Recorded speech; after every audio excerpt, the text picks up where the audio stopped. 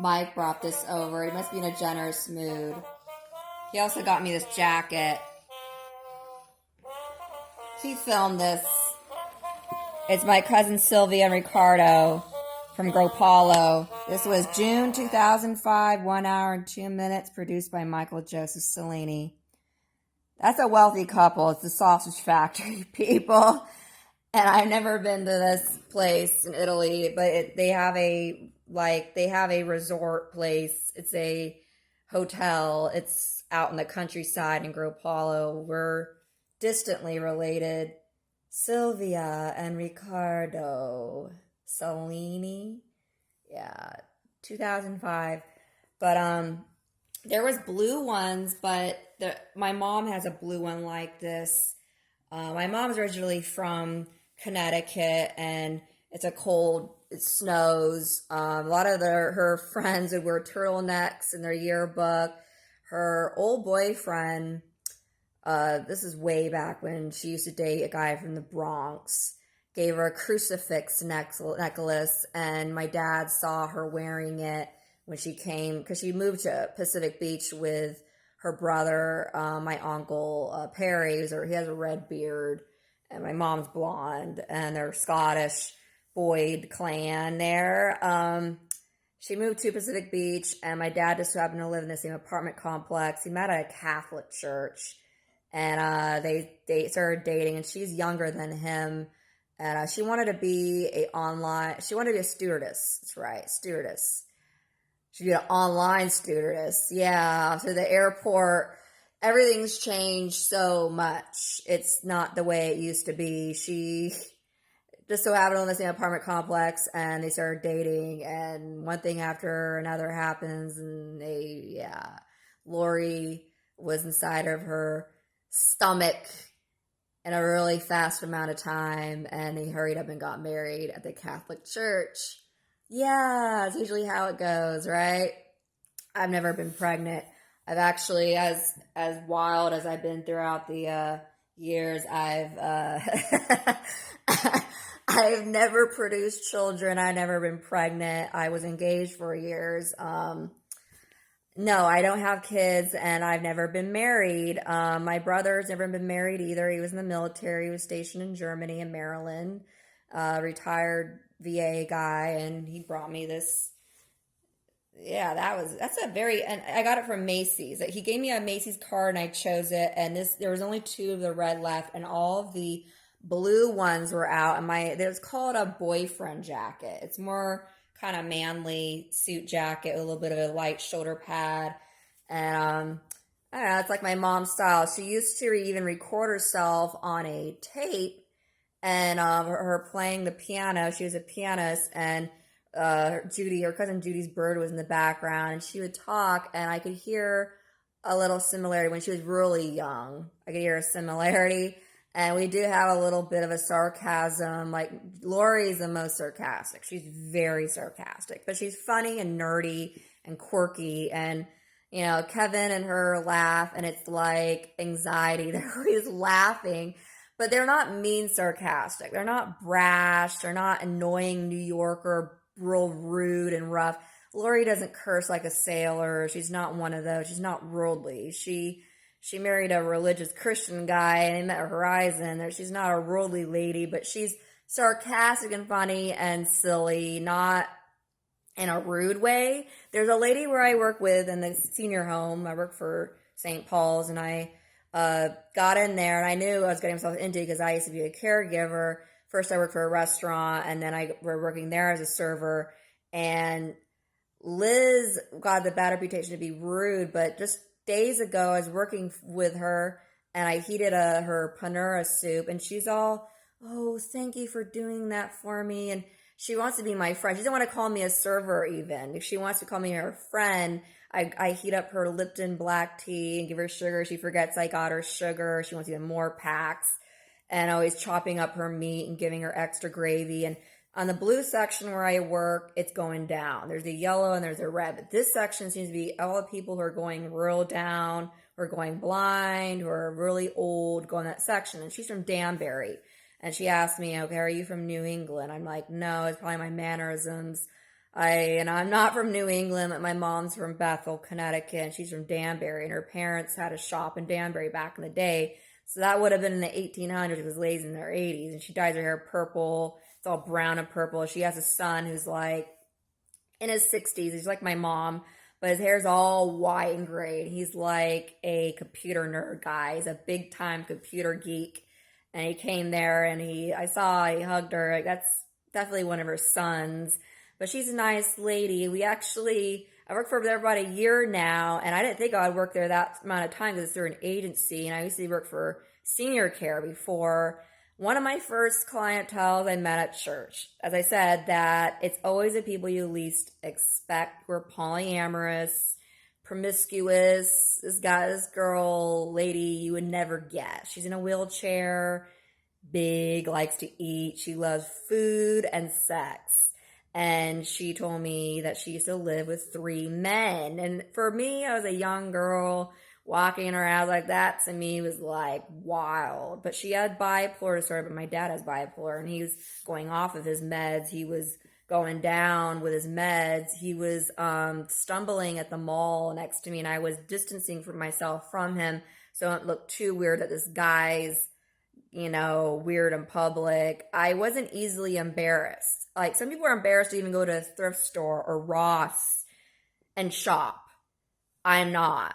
And I'm used to odd situations like that. This lady is big, and me and my mom bring her grocery shopping, and I would clean debris off her porch for hours, go upstairs, and it was a mess.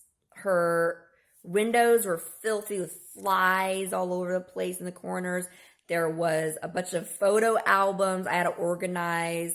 I like photo album, I love collecting photos and organizing photo albums. So I didn't dislike the tasks, but it was a lot to do. She only paid me $20 to do all of this.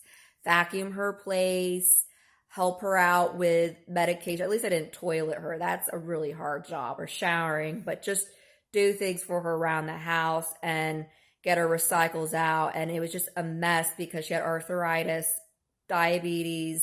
She had everything you could think of because she didn't take care of herself. And by her 60s, she really went down. And it's very common that people with bipolar are very promiscuous. They go through times of being really spun act. It almost sounds like they're on meth. They start acting real manic and hyper. I've seen it in my family a lot of bipolar disorder. It's usually because there's a lot of abuse, schizophrenia, and if you smoke weed and do drugs, a lot of times it alters things up, or smoke wax, because my uncle does wax, and it alters things up, and they start acting really hyper and annoying. But I wasn't really good at judging because my dad was on lithium and he was going off of it. And she was telling me, should I go off of lithium? I'm like, I'm not the one to tell her that. And I didn't want to talk about medication because she would get brash, pushy, and punchy. Like, I don't want to talk about meds. It's like, oh, okay, I don't know how to help this lady. She eventually had to go to a facility because no one else would help her. She never was married. And I've helped caregiver people. Usually they never were married for all kinds of reasons. But then there's people who were married, or people who had 3 boyfriends. I was sent to a different agency, because I was working for Always Best Senior Care and I wanted out, and I wanted to think, well, okay, I don't know if I want to be a caregiver anymore. I was actually contemplating quitting, but because I was helping Eric at the time, after all those months, it's tiring after 6 or 7 months caregiving and helping a homeless guy.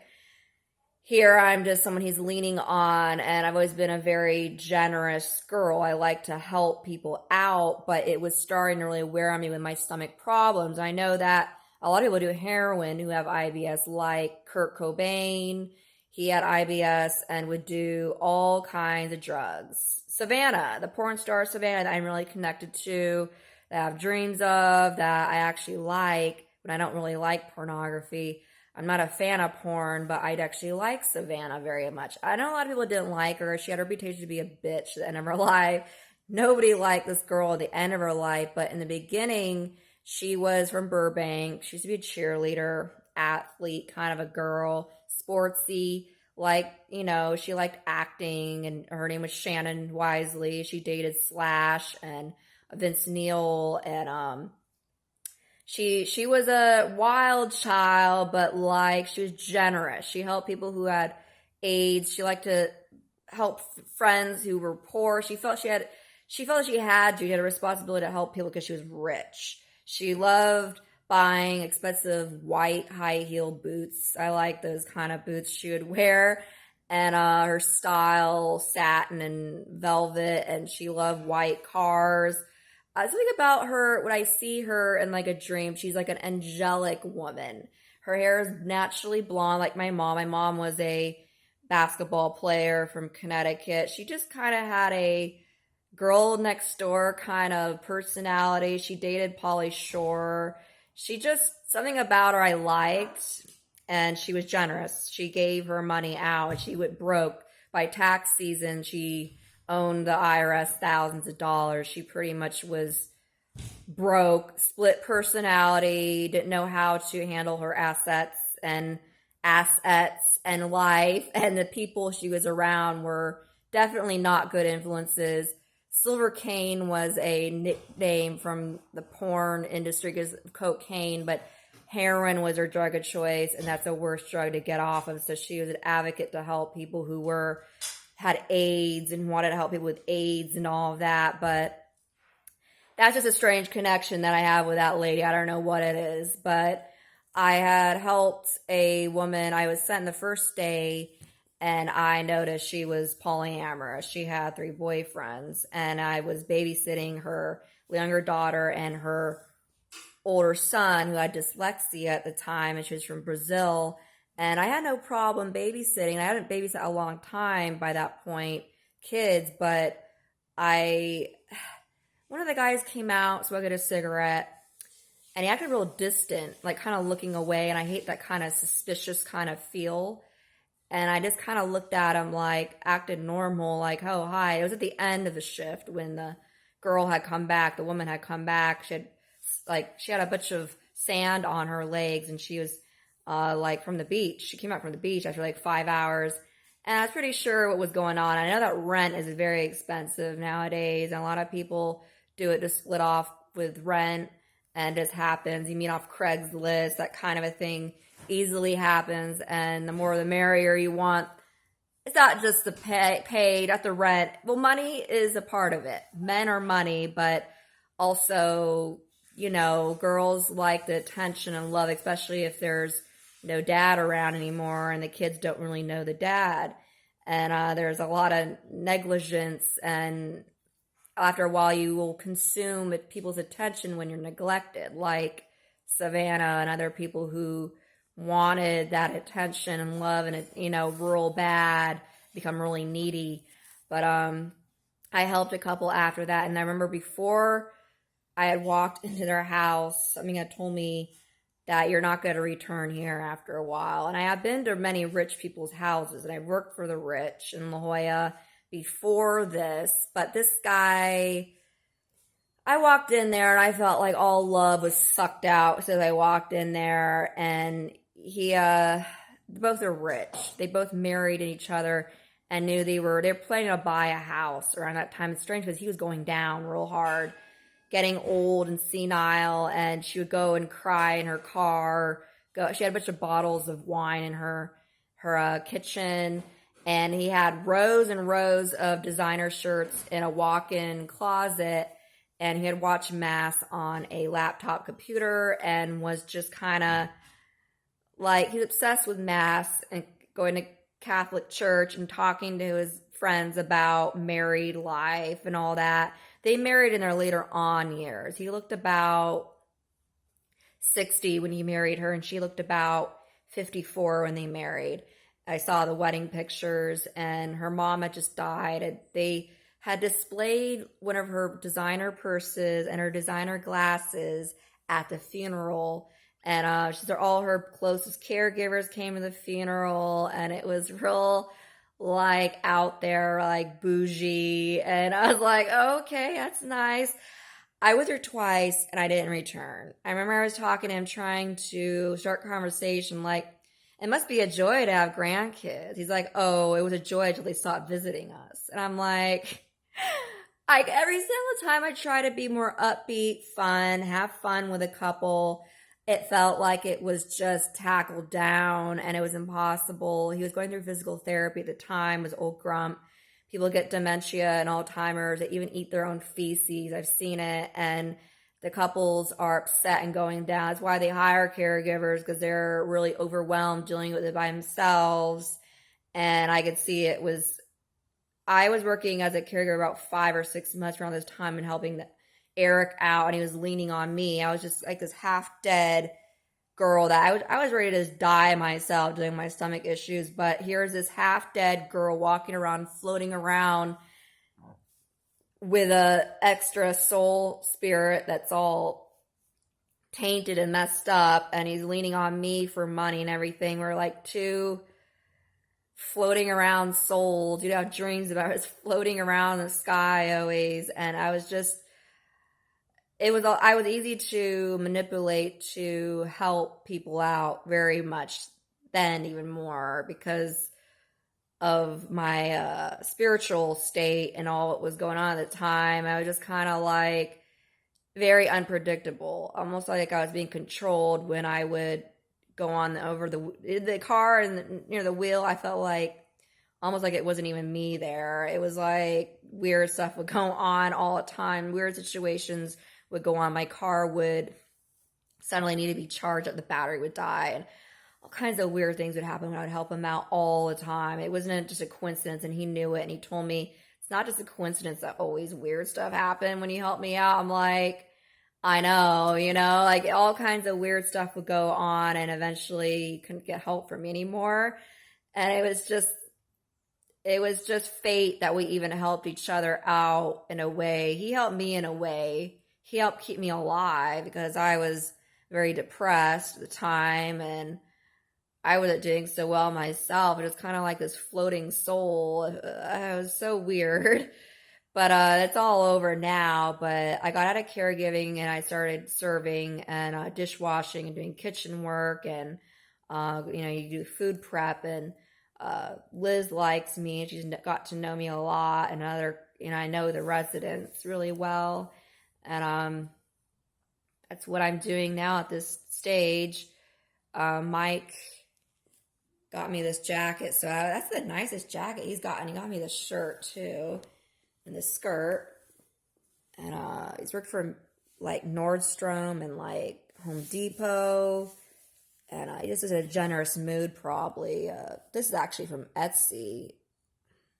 It's a strange stone. It's a pink one. I just love the color. I've always liked rose quartz. I've gotten rose quartz for a friend of mine, but it was too girly for her. She didn't like it. I actually love rose quartz. It's just a calming color.